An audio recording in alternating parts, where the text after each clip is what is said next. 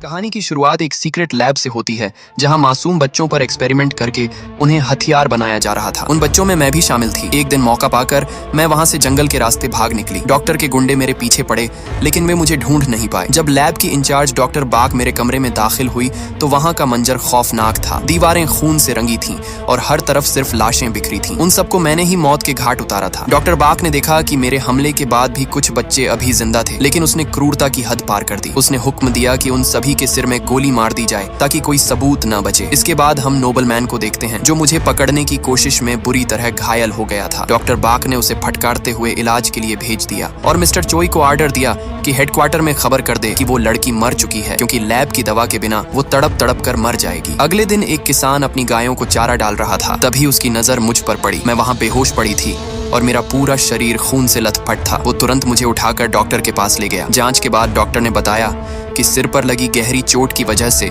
मेरी याददाश्त पूरी तरह जा चुकी है। मिस्टर ली और उनकी पत्नी की कोई संतान नहीं थी, इसलिए उन्होंने मुझे गोद लेने का फैसला किया और डॉक्टर से वादा लिया कि वो मेरे मिलने की बात किसी को नहीं बताएंगे। इस हादसे के 10 साल बाद मैं अब बड़ी हो चुकी थी। पढ़ाई में मैं हमेशा टॉपर रहती थी और इसके साथ ही खेत में अपने पिता के साथ काम भी कराती थी। लेकिन हमारे हालात बिल्कुल अच्छे नहीं थे, क्योंकि गायों के दाम गिरने से भारी नुकसान हो रहा था। सबसे बुरा तो ये था कि मेरी माँ को अल्जाइमर हो गया था। उनके इलाज के लिए बहुत पैसों की जरूरत थी, जो खेती से जुटा पाना नामुमकिन लग रहा था। रात को मेरे सिर में भयानक दर्द हुआ। ऐसा लग रहा था जैसे नसें फट जाएंगी। ये मेरे अतीत में हुए एक्सपेरिमेंट का साइड इफेक्ट था, लेकिन मैंने घर में किसी को भनक तक नहीं लगने दी। उसके बाद मैंने इंटरनेट पर माँ के इलाज ढूंढे, लेकिन इलाज बहुत महंगा था। अगले दिन मैं अपनी सहेली म्योंग ही से मिली, जो मुझे बताती है कि शहर में एक टैलेंट शो हो रहा है जिसका इनाम पूरे 30 लाख रुपए है। इतनी बड़ी रकम से मेरी माँ का इलाज और घर की सारी मुसीबतें खत्म हो सकती थी। इसलिए मैंने ये टैलेंट शो ज्वाइन करने का फैसला किया और तुरंत ऑडिशन देने पहुंच गई। वहां मैंने एक गाना गाया और अपनी छिपी हुई शक्तियों का इस्तेमाल करके माइक्रोफोन को बिना छुए हवा में उठा दिया, जिससे मेरा सिलेक्शन हो गया। लेकिन शाम को टीवी पर यह देख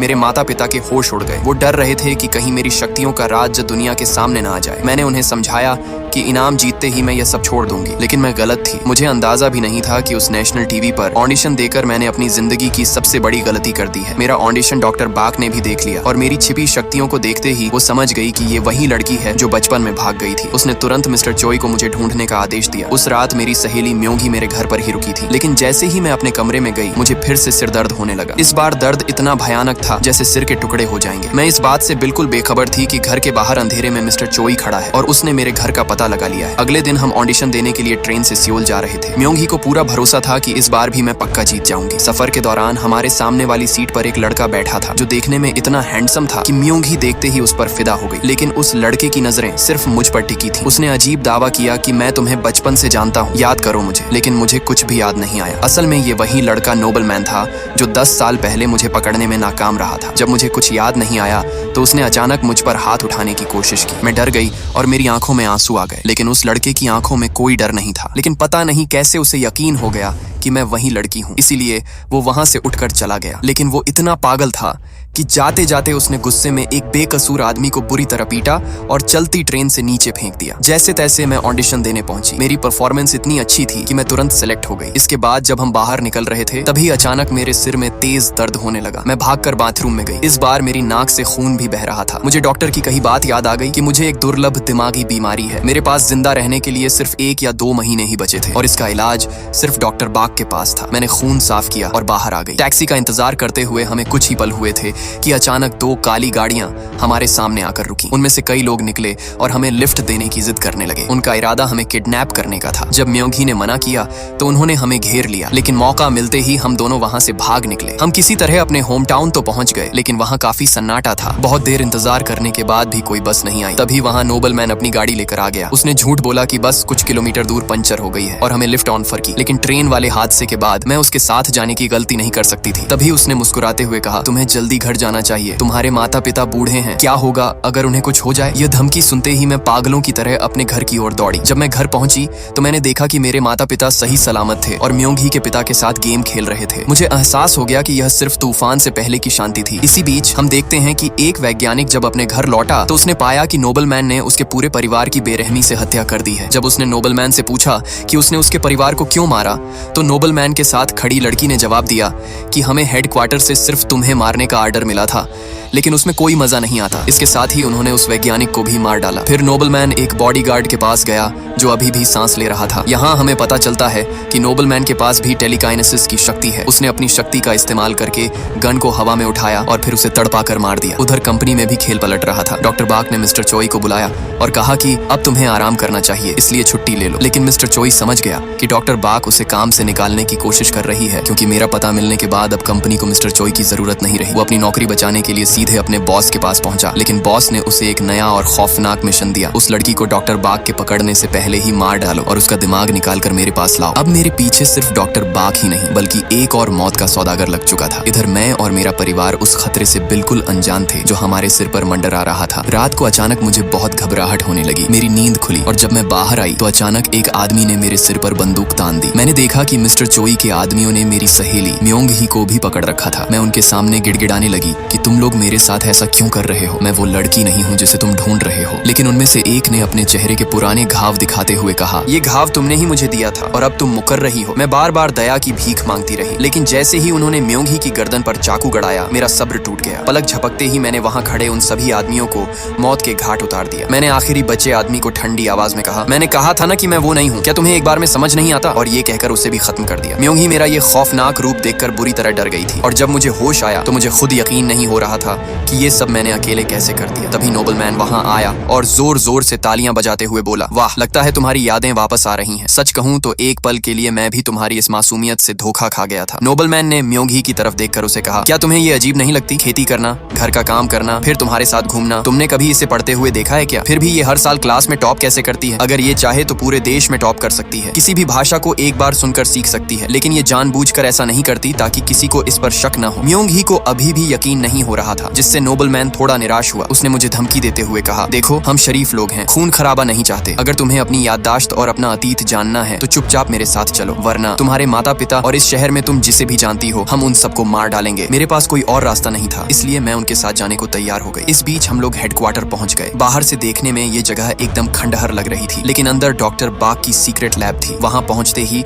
उन्होंने मुझे एक कुर्सी से कसकर बांध दिया। मैं भी जानबूझकर बंध गई और डरने का पूरा नाटक करती रही। मैं उनसे पूछती रही कि ये कौन सी जगह है, तुम लोग क्या कर रहे हो? डॉक्टर बाक ने मुझे वो इंजेक्शन दिया जिससे मुझे अपने अतीत की सारी धुंधली यादें वापस आ गईं कि कैसे उसने मुझे बनाया था और कैसे वो हम सबको मारना चाहती थी। उसने बताया कि मेरी शक्तियां ही मेरी जान ले रही हैं और बिना इस इलाज के मेरा दिमाग फट जाएगा। तभी मेरी नाक से खून बहने लगा और मेरी हालत खराब होने लगी। तब डॉक्टर बाक ने मुझे वो नीला इंजेक्शन लगाया और बताया कि ये मेरी तरफ से एक गिफ्ट है। दवाई अंदर जाते ही मेरा सारा दर्द चुटकियों में गायब हो गया और मुझे ऐसी ताकत महसूस हुई जो पहले कभी नहीं हुई थी। डॉक्टर बाक ने बताया कि जिंदा रहने के लिए तुम्हें हर महीने ये इंजेक्शन लेना होगा, वरना तुम्हारा सर फट जाएगा और तुम मर जाओगी। उसे लगा कि अब मैं उसकी मुट्ठी में हूँ, लेकिन तभी कोने में खड़े नोबलमैन को शक हो गया। वो समझ गया कि कुछ तो गड़बड़ है। उसे एहसास हुआ कि मुझे यहाँ पकड़कर नहीं लाया गया, बल्कि मैं खुद अपनी मर्जी से यहाँ आई हूँ ताकि मुझे वो इलाज मिल सके। जब डॉक्टर बाक ने मुझसे पूछा, तुम्हें मेरा गिफ्ट कैसा लगा, लेकिन तभी मैं अपना असली रूप दिखाती हूँ और मैंने मुस्कुराते हुए कहा, सच कहूँ तो यह मेरी सोच से भी बेहतर है। और अगले ही पल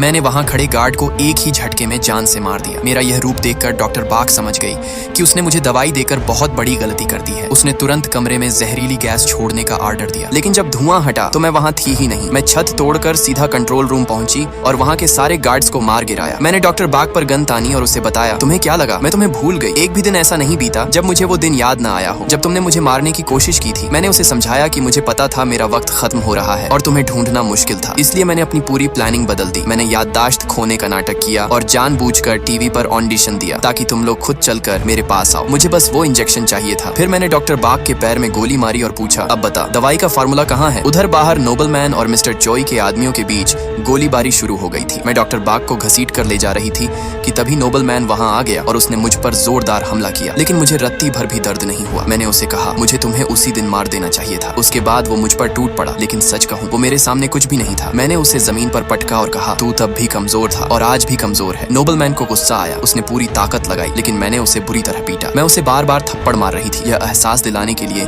कि वो मुझसे कितना कमजोर है। आखिर में मैंने एक जोर की लात मारी और उसे दूर फेंक दिया। मैं नोबलमैन को मारने ही वाली थी कि तभी किसी ने मुझे गोली मार दी। मैंने मुड़कर देखा तो वो मिस्टर चोई था। वो यहाँ सबको खत्म करने आया था, लेकिन यहाँ का हाल देखकर उसे समझ आ गया कि आधा काम तो मैंने पहले ही कर दिया है। तभी नोबलमैन की साथी लड़की ने मिस्टर चोई पर हमला करने की कोशिश की, लेकिन मिस्टर चोई ने उसे पकड़ लिया और घूंसे मार मार कर उसे बेहोश कर दिया। तभी मिस्टर चोई ने देखा कि मैं वहां से गायब हूँ। वो मुझे ढूंढ ही रहा था कि मैं अचानक उसके पीछे आकर खड़ी हो गई। मैंने उससे कहा कि मैं तो तुम्हें भूल ही गई थी। ये सुनकर मिस्टर चोई ने मुझ पर हमला कर दिया। उसने मुझे मारने की पूरी कोशिश की, लेकिन मेरी ताकत के आगे वो टिक नहीं पाया। मैंने एक ही झटके में मिस्टर चोई की गर्दन तोड़ दी और उसे भी मार दिया। अब वहाँ केवल मैं और नोबल मैन बचे थे। नोबल मैन आखिरी सांस तक हार मानने को तैयार नहीं था। उसने कहा, तुझे दवा चाहिए ना? वो कंट्रोल रूम की तिजोरी में है। तभी वो दूसरी लड़की जो बेहोश थी फिर खड़ी हो गई। उसने पीछे से मुझ पर हमला किया, लेकिन मैंने तुरंत पलटकर उसका मुंह बंद कर दिया और उसे जान से मार डाला। लेकिन मरने से पहले उसने मेरे पेट में चाकू घोंप दिया। मैं अपने पेट में लगे उस चाकू को देख ही रही थी कि तभी नोबल मैन ने मेरे सिर पर बंदूक तान दी। वह ट्रिगर दबाने की पूरी कोशिश कर रहा था, लेकिन दबा नहीं पा रहा था, क्योंकि मैंने टेलीकाइनेसिस से उसे पूरी तरह कंट्रोल कर लिया था। मैंने अपने पेट से चाकू निकाला और नोबल होकर जमीन पर गिर गया। मैंने उसके सिर पर बंदूक तान दी और पूछा कि दवाइयों वाला लॉकर कहाँ है? लेकिन नोबल मैन ने कहा कि उन्होंने हमें ऐसा राक्षस बना दिया है कि हम चाहकर भी ठीक से मर नहीं सकते। उसकी यह बात सुनकर मैं हंस पड़ी और उससे पूछा, तुम इतने उदास क्यों हो? मैं तुम्हें मार डालूंगी और तुम्हारी ये मुश्किल आसान कर दूंगी। बस चुपचाप मुझे बताओ कि लॉकर कहाँ है। नोबल मैन ने मुझे समझाया कि यह सब बेकार है और पूछा कि क्या तुम वाकई इस तरह जीना चाहती हो? लेकिन मैंने साफ कह दिया कि मुझे इस तरह की जिंदगी से नफरत है। मुझे तो बस जायून के रूप में अपने माता पिता के साथ रहना था। और यह कहने के बाद मैंने उसे भी मार डाला। सबका किस्सा खत्म करने के बाद मैं लैब के अंदर गई। मैंने वहाँ मौजूद वो सारी दवाइयाँ अपने साथ ले ली जिनकी मुझे सख्त जरूरत थी। सब कुछ खत्म करने के बाद जब मैं घर लौटी तो वहाँ पुलिस को पाया, इसलिए मैं छिपते हुए